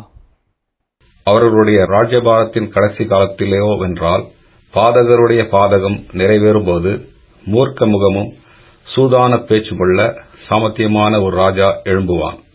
அவனுடைய வல்லமை பெருகும், ஆனாலும் அவனுடைய சுயபலத்தினால் அல்ல. அவன் அதிசயமான விதமாக அழிம்புண்டாக்கி அனுகூலம் பெற்று கிரியை செய்து பலவான்களையும் பரிசுத்த ஜனங்களையும் அழிப்பான். அவன் தன் உபாயத்தினால் வஞ்சகத்தை கைகூட வரப்பண்ணி தன் இருதயத்தில் பெருமை கொண்டு நீர்விசாரத்தோடு இருக்கிற அநேகரை அழித்து அதிபதிகளுக்கு அதிபதியாயிருக்கிறவருக்கு விரோதமாய் எழும்புவான். ஆனாலும் அவன் கையினால் அல்ல, வேறு விதமாய் முறித்து போடப்படுவான். The Antichrist will come, but not by his own power. இங்கே கவனிக்கிறோம், அந்தி கிறிஸ்து எழும்பி வருவான், ஆனாலும் அவன் சொந்த வல்லமையினால் அல்ல. Somebody else is going to be plotting and going to give power and authority to the little horn or to the Antichrist. மற்ற ஆட்கள் இப்படியாக சூழ்ச்சியான காரியங்களை செய்து அந்த வல்லமையை இப்படியாக அந்தி கிறிஸ்துக்கு கொடுக்கிறதை கவனிப்பீர்கள். Who is that? யார் அது? In Revelation 13, வெளிப்படுத்தின விசேஷம் 13ஆம் அதிகாரத்தில் verse 2, 2ஆம் வசனம். The beast I saw resembled a leopard, but had feet like those of a bear and a mouth like that of a lion. The dragon gave the beast his power and his throne and great authority. நான் கண்ட மிருகம் சிறுத்தையைப் போல் இருந்தது. அதன் கால்கள் கரடியின் கால்களைப் போலவும் அதன் வாய் சிங்கத்தின் வாயைப் போலவும் இருந்தன. வலு சர்ப்பமானது தன் பலத்தையும் தன் சிங்காசனத்தையும் மிகுந்த அதிகாரத்தையும் அதற்கு கொடுத்தது. Now who is the dragon? இந்த வலு சர்ப்பம் யார்? Chapter 12 verse 9. 12ஆம் அதிகாரம் 9வது வசனம். I'm reading book of Revelation. வெளிப்படுத்தின விஷயத்தில் The வாசிக்கிறோம். great dragon was hurled down, that ancient serpent called the devil or Satan. உலகம் அனைத்தையும் மோசம் போக்குகிற பிசாசு என்றும் சாத்தான் என்றும் சொல்லப்பட்ட பழைய பாம்பாகிய பெரிய வலு சர்ப்பம் தள்ளப்பட்டது. அது பூமியிலே விழத் தள்ளப்பட்டது. அதனோட கூட அதை சேர்ந்த தூதரும் தள்ளப்பட்டார்கள். So the dragon is the devil. He gives his authority and power to the beast, to the Antichrist. இந்த வலு சர்ப்பம் யார் என்று சொன்னால் அதுதான் பிசாசு. பிசாசானவன் இப்படியாக அந்த அந்தி கிறிஸ்துக்கு தன்னுடைய வல்லமையை கொடுப்பான் என்று சொல்லி கவனிக்கிறோம். Now, he will be destroyed but not by human powers. அவன் அழிக்கப்படுவான், ஆனாலும் மனுஷனுடைய வல்லமையினாலே அல்ல. Therefore, it's not a man who's going to destroy him or defeat him. It's going to be a supernatural power. ஆகினாலே ஒரு மனுஷன் அவனை தாக்கி அவனை சாகடிக்க போகிறது கிடையாது, ஆனாலும் இயற்கைக்கு அப்பாற்பட்ட வல்லமை தான் அவனை முற்றிலுமாக கொண்டு போட போகிறது. In 2 Thessalonians chapter 2, 2 தெசலோனிக்கர் 2ஆம் அதிகாரத்தில் பார்க்கும் பொழுது talking about the Antichrist there, இங்கே அந்தி கிறிஸ்து பற்றி சொல்லப்படுகிறது. verse 8. 8வது வசனம். And then the lawless one, the Antichrist, will be revealed, whom the Lord Jesus will overthrow with the breath of his mouth and destroy by the splendor of his. நீக்கப்படும்போது அந்த அக்கிரமக்காரன் வெளிப்படுவான். அவனை கர்த்தர் தம்முடைய வாயின் சுவாசத்தினாலே அழித்து தம்முடைய வருகையின் பிரசன்னத்தினாலே நாசம் பண்ணுவார். The Antichrist rises up by a supernatural power. He is defeated by a supernatural power. அந்தி கிறிஸ்துவை பார்க்கும்போது இயற்கைக்கு அப்பாற்பட்ட வல்லமையில அவன் எழும்புவான், ஆனாலும் இன்னொரு இயற்கைக்கு அப்பாற்பட்ட வல்லமை அவனை தோக்கடிக்கும் என்று சொல்லி. The devil will bring up his man, but Jesus Christ will defeat him. சாத்தான் தன்னுடைய ஆளை எழும்பச் செய்வான், ஆனாலும் இயேசு கிறிஸ்து அவனை தோக்கடிப்பார். Now, a comparison between Daniel chapter 7 and Daniel chapter 8, in both places we find the little horn. தானியேல் 7ஆம் அதிகாரம் 8ஆம் அதிகாரம் இது ஒப்பிட்டு பார்க்க போகிறோம். 2 அதிகாரத்திலும் இந்த சின்ன கொம்பை குறித்து கவனிக்கிறோம். In chapter 7 verse 8, while I was thinking about the horns, there before me was another horn, a little horn which came up among them, and 3 of the first horns were uprooted before it. So a little horn will come later. இங்கே பார்க்கிறோம் ஒரு சின்ன கொம்பு பின்பு எழும்பும். அந்த கொம்புகளை நான் கவனித்திருக்கையில் இதோ அவைகளுக்கு இடையிலே வேறொரு சின்ன கொம்பு எழும்பிற்று. அதற்கு முன்பாக முந்தின கொம்புகளில் 3 பிடுங்கப்பட்டது. இதோ அந்த கொம்பிலே மனுஷ கண்களுக்கு ஒப்பான கண்களும் பெருமையானவைகளை பேசும் வாயும் இருந்தது. And in chapter 8 verse 9, 8ஆம் அதிகாரம் 9வது வசனம். out of one of them came another horn, which started small but grew in power to the south and to the east and towards the beautiful land. So we have this little horn that comes out later. இங்கே கவனிக்கிறோம் இந்த சின்ன கொம்பானது பின்பு உயர்ந்து வந்தது என்று சொல்லி.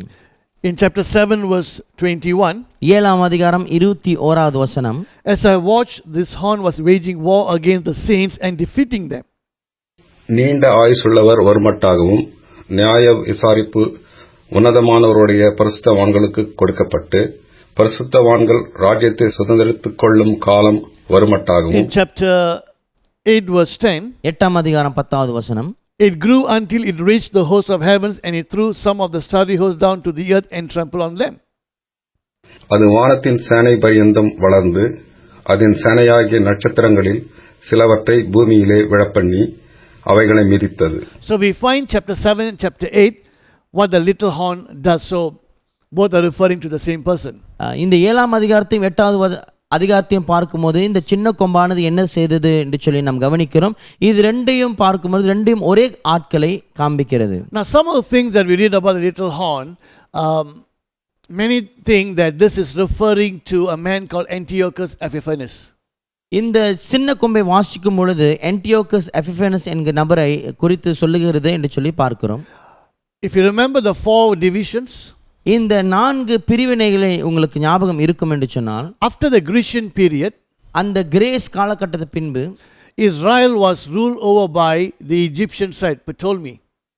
இஸ்ரவேலர்களை பார்க்கும் பொழுது எகிப்து அந்த தரப்பிலிருந்து அவர்களை வந்து ஆளுகை அல்லது பட்டோலமி ஆளுகை செய்கிறதை கவனிப்பீர்கள். If you go back to our previous lessons, Greece was 333 to 323. நீங்கள் கடந்த பாடத்தில் கவனித்திருப்பீர்கள் என்று சொன்னால் கிரீஸை பார்க்கும் பொழுது 333ஆம் வருஷத்திலிருந்து 323ஆம் வருஷம் வரைக்கும் அங்கே நடந்தது. And the next kingdom is Rome, and the year given was 63 BC. அடுத்த ராஜ்யத்தை பார்க்கும்போது ரோமர் சாம்ராஜ்யம் கிபி 63ஆம் ஆண்டு. So you have a gap in between. இங்கே பார்க்கும்போது இடைக்கால கட்டம் இருக்கிறது. So what happens is after Alexander the Great, when the division was broken into 4 major divisions, மாவீரன் அலெக்சாண்டருடைய காலம் முடிந்த பின்பு இந்த கட்டம் இந்த தேசமானது 4 பகுதியாய் பிரிக்கப்பட்ட போது, so from 323 to 204 it was the Egyptian period. 323 இருந்து 2004ஆம் வருஷம் வரைக்கும் எகிப்தினுடைய காலகட்டம். Then from 204 to 165 it was the Syrian period. 2004 இருந்து 165ஆம் ஆண்டு வரைக்கும் அது சீரியனுடைய காலகட்டமாக It's called இருந்தது. the Seleucid kingdom. செலுசைட் ராஜ்யம் என்று சொல்லப்படும். Now the last king of Syria was a man called Antiochus Epiphanes. சீரியாவுடைய கடைசி ராஜா யார் என்று சொன்னால் ஆந்தியோகஸ் எபிஃபேனஸ். The Jews call him Epiphanes, meaning a madman. யூதர்கள் எபிஃபேனஸ் என்று சொல்லுவார்கள், அதாவது பைத்தியக்காரன் என்று சொல்லி. Now he ruled from 175 to 165 BC. கிமு 175 இருந்து 165ஆம் ஆண்டு வரைக்கும் அவன் ஆளுகை Now செய்தான். he was a wicked man. அவன் துன்மார்க்கனாய் இருந்தான். He was against the Jews, against the religion. அவன் இப்படியாக யூதருக்கு எதிரியாகவும் அந்த மதத்துக்கு எதிரியாகவும் காணப்பட்டான். He forbade keeping the Sabbath. He forbade the Jews from celebrating any of their feasts. இப்படியாக சபத்தை அல்லது மற்றும் எந்த பண்டிகைகளும் யூதர்கள் கொண்டாடக்கூடாது என்று சொல்லி அவன் கட்டளையிட்டான். Circumcision was not allowed. விருத்த சேதனை செய்யக்கூடாது என்று சொல்லியிருந்தான். Erected a statue of Zeus and put it in the temple. அவன் இப்படியாக ஜூஸ் உடைய ஒரு சிலையை செய்து தேவாலயத்தில் வைத்ததை கூடயும் நீங்கள் கவனிப்பீர்கள். And he forced the Jews to sacrifice to this statue and even forced them to sacrifice swine flesh, which is unclean for the Jews. யூதர்களை பார்க்கும் பொழுது இந்த சிலைக்கு அவர்கள் பலி கொடுக்க வேண்டும் என்று சொல்லுவான். அதே சமயத்தில் பண்டியுடைய இந்த சிதைகளை கொண்டு வந்து அந்த சிலைக்கு அவன் பலி கொடுக்க வேண்டும் என்று சொல்லுவான். யூதருக்கு இது முடியாத ஒரு காரியம். So really a wicked man. ஆகையால் மிகவும் துன்மார்க்கனான ஒரு மனுஷன். So some commentators believe that maybe what we're reading about the little horn is it applies or refers to Antiochus. சில வேதபாரர்களை பார்க்கும் பொழுது இந்த காரியத்தை கவனிக்கும் பொழுது இது இந்த ஆந்தியோகஸை குறிக்கிறது என்று சொல்லுவார்கள். But not everything can be applied to him. ஆனா எல்லா காரியம் இவருக்கு பொருந்தனதாய் காணப்படவில்லை. Now when Antiochus did this, forcing them to offer swine's flesh to the statue, இந்த சிலைக்கு இப்படியாக பண்டி இறைச்சிகளை கொடுக்க வேண்டும் என்று சொல்லி இந்த ராஜா அவளை இஸ்ரவேலர்கள் வலுக்கட்டமாய் செய்யப்படுத்தின போது, this was too much for an old priest by the name of Mattathias. மத்தத்தாயஸ் என்கிற ஒரு ஆசாரியருக்கு இது கடினமாய் இருந்தது. Now this was too much for an old priest by the name of Mattathias. இது ஒரு ஆசாரியனாய் இருந்த மத்தத்தாயஸ்க்கு பார்க்கும்போது கடினமாய் காணப்பட்டது. So he and his 5 sons began to revolt against Antiochus. அவரும் தன்னுடைய 5 குமாரர்களும் ஆந்தியோகஸ்க்கு எதிராக எழும்பினார்கள். The most famous of his son is Judas. He's called Judas Maccabeus. அவருடைய பேர் பெற்ற ஒரு மகன் இருப்பார். அவர் பேர் யூதாஸ். அவர் யூதாஸ் மெக்கபியஸ் என்று சொல்லி அழைக்கப்படுவார். Maccabeus means hammer because of his braveness of attacking. மெக்கபியஸ் என்று சொல்லும் பொழுது சமட்டி, ஏனென்று சொன்னால் அவருடைய வலுவை அல்லது தைரியத்தை காண்பிக்கிறது. Anyway, Antiochus is defeated. அங்கே Antiochus தோற்க அடிக்கப்படுவான். And then so from 165 to 63 BC we have the Maccabean period.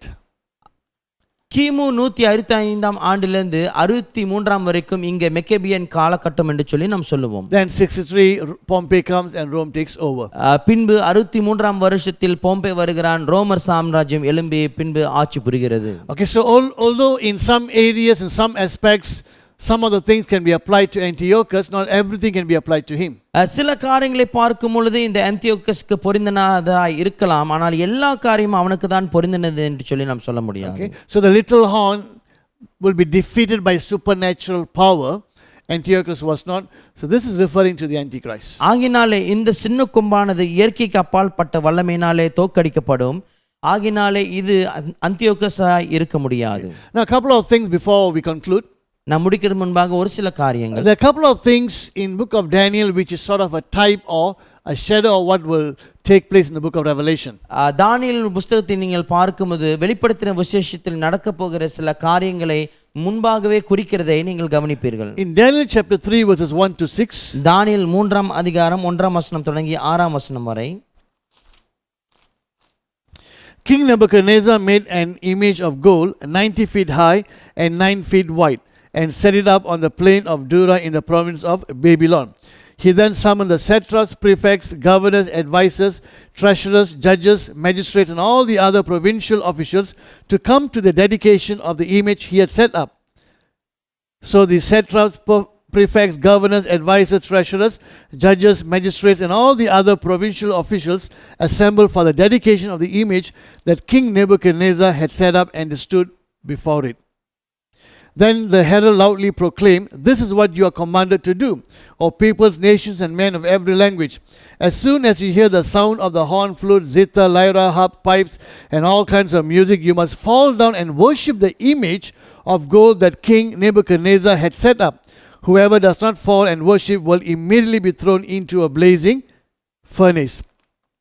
ராஜாவாகிய நேபுகாத் நேசார் 60 முழ உயரமும் 6 முழ அகலமுமான ஒரு பொற்சிலையை பண்ணுவித்து பாபிலோன் மாகாணத்தில் இருக்கிற தூரா என்னும் சமபூமியிலே நிறுத்தினான். பின்பு ராஜாவாகிய நேபுகாத் நேசார் தேசாதிபதிகளையும் அதிகாரிகளையும் தலைவரையும் நியாயாதிபதிகளையும் பொக்கிஷக்காரரையும் நீதி சாஸ்திரிகளையும் விசாரிப்புக்காரரையும் நாடுகளிலுள்ள உத்தியோகஸ்தர் யாவருக்கும் நேபுகாத் நேசார் ராஜா நிறுத்தின சிலையின் பிரதிஷ்டைக்கு வந்து சேரும்படி அழைத்தனுப்பினான். அப்பொழுது தேசாதிபதிகளும் அதிகாரிகளும் தலைவரும் நியாயாதிபதிகளும் பொக்கிஷக்காரரும் நீதி சாஸ்திரிகளும் விசாரிப்புக்காரரும் நாடுகளிலுள்ள உத்தியோகஸ்தர் யாவரும் ராஜாவாகிய நேபுகாத் நேசார் நிறுத்தின சிலையின் பிரதிஷ்டைக்கு வந்து சேர்ந்து நேபுகாத் நேசார் நிறுவின சிலைக்கு எதிராக நின்றார்கள். கட்டியக்காரன் உரத்த சத்தமாய், "சகல ஜனங்களும் ஜாதிகளும் பாஷைக்காரருமானவர்களே, உங்களுக்கு அறிவிக்கப்படுகிறது என்னவென்றால், எக்காளம், நாகசுரம், கிண்ணரம், வீணை, சுரமண்டலம், தம்புரு முதலான சகலவிதமான கீதவாதியங்களின் சத்தத்தை நீங்கள் கேட்கும்போது நீங்கள் தாழ விழுந்து ராஜாவாகிய நேபுகாத் நேசார் நிறுத்தின பொற்சிலையை பணிந்து கொள்ள கடவீர்கள். எவனாகிலும் தாழ விழுந்து அதை பணிந்து கொள்ளாமற் போனால் அவன் அந்நேரமே எரிகிற அக்னி சூளையின் நடுவிலே போடப்படுவான்" என்றார். Now King Nebuchadnezzar will erect a statue. இங்கே பார்க்கும்போது நேபுகத்நேசர் ராஜா ஒரு சிலையை உண்டாக்குவார். Now it's a huge statue, ரொம்ப ஒரு உயர்வான ஒரு சிலை, fully gold. முழுவதும் பொன்னால் செய்யப்பட்டது. Now it looks like after chapter 2 when Daniel explained to the king what the statue and different metals represented. 2ஆம் அதிகாரத்தில் தானியேல் இப்படியாக ராஜாவுக்கு இந்த ஒவ்வொரு லோகங்களும் இந்த சிலையினுடைய லோகங்கள் என்னத்தை காண்பிக்கிறது என்று சொன்ன பின்பு The king would say, "Wow, your God is great." ராஜா சொல்லுவார், "வா, உங்களுடைய ஆண்டவர் ரொம்ப பெரியவர்" என்று சொல்லி. But after some time it gets into his head. ஒரு சில காலகட்டங்கள் கடந்த பின்பு தன்னுடைய மூளைக்கு இது காரியங்கள் ஏறினது. Man is man, we are arrogant. மனுஷன் இப்பொழுது மனுஷனாக தான் இருப்பான். So he thinks to himself, probably, no, my kingdom will be everlasting. அவன் இப்படியாக நினைத்திருக்கலாம், இல்ல என்னுடைய ராஜ்யம் தான் முடிவில்லாதது நித்தியமாய் உள்ளது என்று சொல்லி. And so he will build a statue fully of gold. ஆகினாலே ஒரு சிலையை அவன் செய்வான். சிலை முழுவதும் பொன்னினால் தங்கத்தினால் செய்யப்பட்டிருக்கிறோம். Remember the gold represented Babylon? அந்த பொன்னானது அல்லது தங்கத்தை பார்க்கும்போது பாபிலோனை குறிக்கிறது. So this statue represents the whole thing as gold. In other words, Nebuchadnezzar is saying, no other kingdom is going to overcome me. Mine will be the eternal kingdom. இந்த முழு சிலையை பார்க்கும்போது பொன்னினால் வார்க்கப்பட்டிருக்கிறது. ஆகினாலே அவன் என்ன சொல்லுகிறான் என்று சொன்னால், இல்ல வேற ஒரு ராஜ்யம் எழும்பாது, என்னுடைய ராஜ்யம் தான் நிச்சயமா இருக்கும் என்று சொல்லி. That's why later when God would reveal the same thing to Daniel in chapter 7, ஆகினால் தான் ஆண்டவர் தானியேல் 7ஆம் அதிகாரத்தில் அதே காரியத்தை மீண்டுமாய் தானியேலுக்கு ஆண்டவர் கொடுப்பார். This time Babylon is shown as like a lion with 2 wings. இந்த தடவை பார்க்கும்போது பாபிலோனை பார்க்கும்போது 2 இறகு அல்லது சிறகுடைய சிங்கம் போல ஆண்டவர் காண்பிப்பார். Majestic. ரொம்ப பெரியதாய் காணப்படும். But the wings will be plucked out. ஆனாலும் தன்னுடைய இறகு இப்படியாக பிடுங்கப்படும். Then the beast will stand on 2 feet and the heart of a man is given to it. பின்பு பார்க்கும் பொழுது அந்த மிருகமானது 2 காலில் ஒரு மனுஷனை போல நிற்கும். மனுஷனுடைய இதயம் அதுக்கு பொருத்தப்பட்டிருக்கும். In other words, God is telling Daniel, no matter how majestic and ferocious this beast looks like, it will be tamed. ஆண்டவர் இப்படியாக தானியேலுக்கு என்ன காண்பிக்கிறார் என்று சொல்லி, இந்த மிருகம் எவ்வளவு பயங்கரமாகவும் எவ்வளவு அது ஆங்காரமாகவும் இருக்கலாம், ஆனாலும் அது இப்படியாக அது அது அது சாதாரண மிருகமாய் ஆக்கப்படும் என்று சொல்லி. God will tame every kingdom. எந்த ராஜ்யங்களையும் ஆண்டவர் இப்படியாக ஒடுக்குவார். Only the kingdom of God will be for all eternity. தேவனுடைய ராஜ்யம் மாத்திரமே நித்திய நித்தியமாய் இருக்கும். Now, so we have an image here that is to be worshipped. இங்கே பார்க்கும் பொழுது ஆராதிக்கப்படத்தக்க ஒரு சுரூபம் இங்கே இருக்கிறதை கவனிப்பீர்கள். In the book of Revelation chapter 13 verses 14 and 15. வெளிப்படுத்தின விசேஷம் 13ஆம் அதிகாரம் 14வது வசனமும் 15வது வசனமும். Because of the signs he was given power to do on behalf of the first beast, he deceived the inhabitants of the earth. He ordered them to set up an image in honor of the beast who was wounded by the sword and yet lived. He was given power to give breath to the image of the first beast so that it could speak and cause all who refused to worship the image to be killed. மிருகத்தின் முன்பாக அந்த அற்புதங்களை செய்யும்படி தனக்கு கொடுக்கப்பட்ட சத்துவத்தினாலே பூமியின் குடிகளை மோசம் போக்கி பட்டயத்தினாலே காயப்பட்டு பிழைத்த மிருகத்திற்கு ஒரு சுரூபம் பண்ண வேண்டும் என்று பூமியின் குடிகளுக்கு சொல்லிற்று. மேலும் அம்மிருகத்தின் சொரூபம் பேசத்தக்கதாகவும் மிருகத்தின் சொரூபத்தை வணங்காத யாவரையும் கொலை செய்யத்தக்கதாகவும் மிருகத்தின் சொரூபத்திற்கு ஆவியை கொடுக்கும்படி அதற்கு சத்துவம் கொடுக்கப்பட்டது. In chapter 13 we have actually two beasts. One is the Antichrist, one is the false prophet. இங்கே 13ஆம் அதிகாரத்தில் பார்க்கும்போது 2 மிருகங்களை நாம் பார்க்கிறோம். முதலில் பார்க்கும்போது இப்படியாக அந்தி கிறிஸ்துவை பார்க்கிறோம், பின்பு கள்ள தீர்க்கதரிசியும் நாம் பார்க்கிறோம். The false prophet will set up an image in honor of the Antichrist, and everyone is to worship the beast. If the image, if you don't, you will be killed. கள்ள தீர்க்கதரிசியானவன் இப்படியாக இந்த அந்தி கிறிஸ்துவை அவனுக்கு மரியாதை செலுத்த வேண்டும் என்று சொல்லி சொரூபத்தை உண்டாக்கி எல்லோரும் அதை ஆராதிக்க வேண்டும் என்று சொல்லுவான். ஆராதிக்காதவர்களுக்கு நிச்சயமாய் தண்டனை கொடுக்கப்படும். In Daniel chapter 6 verses 6 to 9, தானியேல் 6ஆம் அதிகாரம் 6ஆம் வசனம் தொடங்கி 9ஆம் வசனம் வரை. So the administrators and the satraps went as a group to the king and said, O King Darius, live forever. The royal administrators, prefects, satraps and advisors and governors have all agreed that the king should issue an edict and enforce the decree that anyone who prays to any god or man during the next 30 days, except to you, O king, shall be thrown into the lion's den. Now, O king, issue the decree and put it in writing so that it cannot be altered, in accordance with the laws of the Medes and Persians, which cannot be repelled. So King Darius put the decree in writing. பின்பு அந்த பிரதானிகளும் தேசாதிபதிகளும் கூட்டங்கூடி ராஜாவினிடத்தில் போய் அவனை நோக்கி, தரியு ராஜாவே, நீர் என்றும் வாழ்க.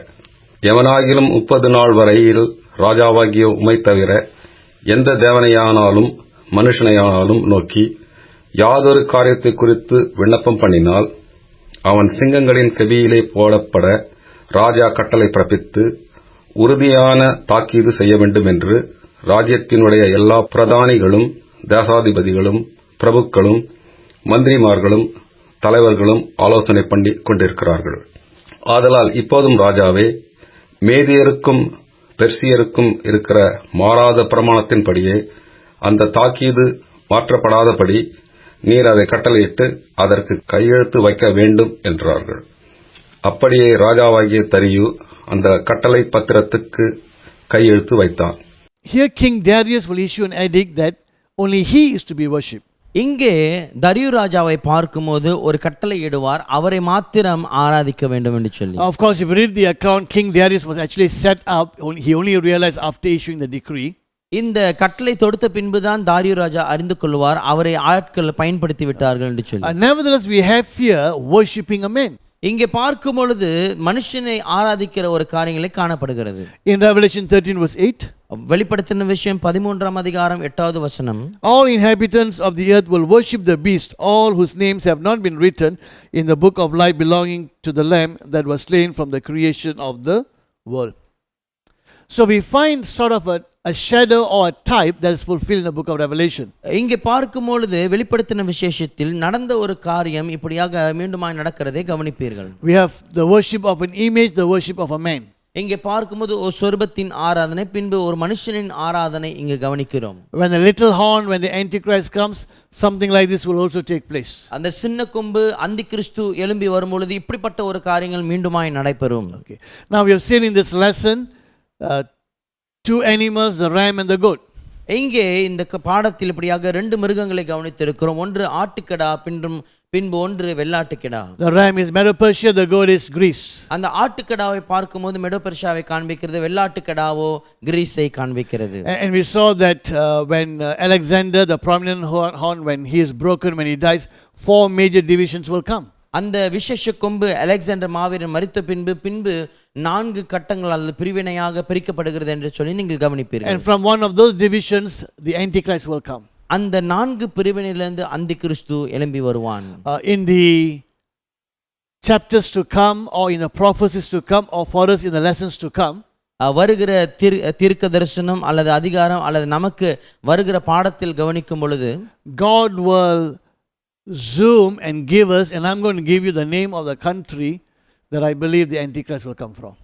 அதாவது ஆண்டவர் நமக்கு இன்னும் குறுகலாக்கி எந்த தேசத்திலிருந்து அந்தி கிறிஸ்து வருவான் என்று சொல்லி காண்பிப்பார்.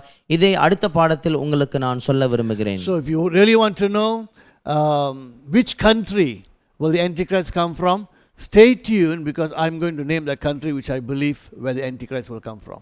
அந்தி கிறிஸ்து எந்த நாட்டிலிருந்து புறப்பட்டு வருவான் என்று சொல்லி நீங்கள் அறிந்து கொள்ள வேண்டும் என்று சொன்னால் எங்களோடு தொடர்ந்து இணைந்திருங்கள். நான் எந்த தேசத்திலிருந்து அவர் வருவான் என்று சொல்லி நான் பேரை குறிப்பிட போகிறேன். In our next session we will look at chapter 9 and we will study what is called the 70 weeks prophecy. அடுத்த பாடத்தில் பார்க்கும் பொழுது 9வது அதிகாரத்தை நாம் கவனிக்க போகிறோம். எதை குறித்து கவனிக்க போகிறோம் என்று சொன்னால் 70 வாரம் என்கிற இந்த தரிசனம் சொப்பனத்தை நாம் பார்க்க போகிறோம். So do read that chapter, prepare yourselves for the next session. ஆகினாலே 9வது அதிகாரத்தை முன்பே வாசித்து விடுங்கள். இதை உங்களுக்காக நீங்கள் ஆயத்தப்படுத்திக் கொள்ளுங்கள். So in concluding, முடிவிலே now we have seen chapter 2. இரண்டாம் அதிகாரத்தை பார்த்திருக்கிறோம். We saw the we saw the statue of different metals. இந்த ஒவ்வொரு லோகங்களால் செய்யப்பட்டிருக்கிற இந்த சிலையை நாம் காண்கிறோம். The same thing is repeated in Daniel chapter 7. This time we see 4 beasts. தானியேல் 7ஆம் அதிகாரத்தில் பார்க்கும் அதே காரியங்கள் மீண்டுமாய் சொல்லப்படுகிறது. இந்த தடவை மிருகங்களை நீங்கள் பார்க்கிறீர்கள். And then chapter 8 we find 2 animals are mentioned. பின்பு 8ஆம் அதிகாரத்தில் 2 மிருகங்களை குறித்து சொல்லப்பட்டிருக்கிறது. And the prophecy is getting narrow and narrow and is zooming in, and later it will zoom even more into the little horn. இந்த தீர்க்க தரிசனத்தை பார்க்கும்போது பெரியதாக இருந்தாலும் அது இப்படியா குறுகலாகி சின்னதாய் வருகிறது. கடைசியாக இந்த சின்ன கொம்பை குறித்து அது நமக்கு தெளிவாக்கம் கொடுக்கிறது. The gold and the lion, that's Babylon. இந்த பொன்னும் இந்த சிங்கமும் Babylon. Silver, bear, ram, that's Medo-Persia. வெள்ளி, கரடி, வெள்ளாட்டு பார்க்கும் பொழுது மெடோபெர்ஷியா. Bronze, leopard and the goat, that's Greece. வெங்கலம், சிவிங்கை, வெள்ளாட்டு கிடாவை பார்க்கும்போது அதுதான் Greece. Iron and the frightening beast, that is Rome. பின்பு இரும்பும் பயமுறுத்தும் மிருகம் எதுவென்று சொன்னால் அதுதான் ரோமர் சாம்ராஜ்யம். The iron and the clay, which is the 10 toes and the 10 horns, that is the Antichrist confederacy or the Antichrist kingdom. பின்பு நீங்கள் பார்க்கும் பொழுது இரும்பும் களிமண்ணும் இணைந்திருக்கிற அந்த 10 காலின் விரல்கள் அல்லது 10 கொம்பை பார்க்கும்போது அந்தி கிறிஸ்துவும் அவன் கூட சேர்ந்திருக்கிற 10 ராஜ்யங்களும். And we find the little horn in chapter 7 and chapter 8, that is the Antichrist. பின்பு நீங்கள் அந்த சின்ன கொம்பை இப்போ 8ஆம் அதிகாரத்தில் 7ஆம் அதிகாரத்தில் கவனிக்கலாம். அதுதான் அந்தி கிறிஸ்து. And the rock is the eternal kingdom of God. நிச்சயமா அந்த கல்லை நீங்கள் கவனிக்கும் போது அதுதான் தேவனுடைய நித்தியமான ராஜ்யமாய் காணப்படுகிறது. Now this prophecy amazingly accurately and in detail predicts or foretells what are the kingdoms that will come. இந்த தீர்க்க தரிசனத்தை நீங்கள் கவனித்து வருவீர்கள் என்று சொல்லி இப்படியாக மிகவும் தெளிவாக அடுத்தடுத்த ராஜ்யங்கள் எது எழும்ப போகிறது என்று சொல்லி நமக்கு தெளிவாய் கொடுத்திருக்கிறது. When we go and look into history, that's exactly what took place, exactly as revealed in the Bible. சரித்திரத்தை நீங்கள் கவனித்து வருவீர்கள் என்று சொன்னால் வேதத்தில் எது நமக்கு வெளிவாக்கமாய் கொடுக்கப்பட்டிருக்கிறதோ அதுதான் மெய்யாகவே நடந்திருக்கிறது. That Alexander the Great will come, the prominent king. அதாவது முக்கியமான ராஜாவா இருக்கிற மாவீரன் அலெக்சாண்டர் எழும்பி வருவார். We are told the goat is Greece. நமக்கு சொல்லப்பட்டிருக்கிறது அந்த கிரேஸ் தான் அந்த பகுதி என்று சொல்லி. At his zenith, while he was at the top, suddenly he will die. அவனோட உச்சகட்டத்தில் இருக்கும்போது திடீரென்று சொல்லி மரித்து போகிறான். Then 4 major divisions will come. பின்பு 4 பிரிவினைகள் எழும்பி வருகிறது. Accurate, in detail, and that's exactly what we find in history. தெளிவாகவும் மிகவும் நேர்த்தியாக இருக்கிறது. சரித்திரத்தில் நீங்கள் பார்க்கும் பொழுது இதை தான் நீங்கள் கவனிப்பீர்கள். This is not general predictions. இது ஒரு பொதுவான ஒரு ஒரு ஒரு சொல்லுகிற காரியம் அல்ல. Specific in detail. மிகவும் தெளிவாகவும் நமக்கு உறைவாகவும் சொல்லப்பட்டிருக்கிறது. No man can predict in with such accuracy. எந்த ஒரு மனுஷனும் இவ்வளவு தெளிவா ஒரு காரியத்தை சொல்ல முடியாது. The Bible is the word of God. வேதாகமத்தை பார்க்கும்போது இது மெய்யாகவே கர்த்தருடைய வார்த்தை. This is not the product of a man's imagination. இது மனுஷனுடைய சிந்தை ஆற்றலுக்கு தக்க எழுதப்பட்ட ஒரு காரியம் அல்ல. Man wrote as God led them. ஆண்டவர் இப்படியாக மனுஷனை நடத்தின போது மனுஷன் அதை வைத்து எழுதினார். God revealed his plans to his prophets and told the prophets to write this down. ஆண்டவர் தன்னுடைய தீர்க்கதரிசிகள் இப்படியா அவருடைய திட்டத்தை வெளிப்படுத்தி இதை எழுதும்படியாக குறிப்பீடு செய்யும்படியாக அவர் சொல்லியிருந்தார். Therefore, as Christians, we can look at the Bible and then look at history and see how amazing and how accurate this is. This cannot be a man's idea. This is the word of God. ஆகினாலே மனுஷனாக இருக்கிற நாம் இப்படியாக வேதாகமத்தை எடுத்து சரித்திரத்தை புரட்டி நாம் பார்க்கும் பொழுது இது நிச்சயமாக மனுஷனாக எழுதின ஒரு காரியம் இருக்க முடியாது. இவ்வளோ தெளிவாக நேர்த்தியாக இருக்கும் என்று சொன்னால் தேவன் தாமே இதை எழுதி கொடுத்திருக்கிறார் என்று சொல்லி நீங்கள் And in the Bible, God reveals to us as Christians what is ahead of us. வேதாகமத்தில் பார்க்கும்போது கிறிஸ்தவர்களாக இருக்கிற நமக்கு ஆண்டவர் நமக்கு எதிர்காலத்தில் எதிர்த்து என்ன வரப்போகிறது என்று சொல்லி அவர் நமக்கு மிகவும் தெளிவாய் கொடுத்திருக்கிறார். The end of time is revealed to us in the Holy Bible. கடைசி காலத்தை பார்க்கும்போது பரிசுத்த வேதாகமத்தில் நமக்கு மிகவும் தெளிவாய் கொடுக்கப்பட்டிருக்கிறது. Yes, things will get bad and they will get worse. நிச்சயமாய் காலங்களை பார்க்கும்போது காரியங்களை பார்க்கும்போது இன்னும் மோசமான கொடுமையான நிலைமைக்கு தான் போகும். All the tribulation that we go through will climax in what's called the great tribulation. அதாவது எல்லா உபத்திரத்தை பார்க்கும் பொழுது எதில் வந்து உச்சகட்டமாய் சேரும் என்று சொன்னால் அந்த மகா உபத்திரத்தில் வந்து சேர்ந்துவிடும். But don't forget, Jesus Christ comes back. ஆனாலும் மறந்து போவாதீர்கள், இயேசு கிறிஸ்து மீண்டுமாய் வருகிறார். He will defeat, and none of these kingdoms will be there. Every kingdom will become his kingdom. இந்த எந்த ஒரு ராஜ்யமும் இருக்காது. இயேசு கிறிஸ்து எல்லா ராஜ்யத்தையும் தோற்கடிச்சு எல்லா ராஜ்யம் அவருடைய ராஜ்யமாய் மாறிவிடும். And in that day there will be one king and one kingdom. அந்த நாட்களில் நீங்கள் பார்க்கும் பொழுது அங்கே ஒரே ராஜா தான் வீற்றிருப்பார், அங்கே ஒரே ராஜ்யம் தான். Let's get excited over that. ஆகினால் இந்த காரியத்தை குறித்து நாம் உற்சாகம் அடைவோமாக. Let's be ready to meet our king as he comes in his kingdom. அவருடைய ராஜ்யத்தில் நம்முடைய ராஜா வரும்போது அவரை சந்திக்க நாம் ஆயத்தப்படுவோமாக. God bless you. See you again.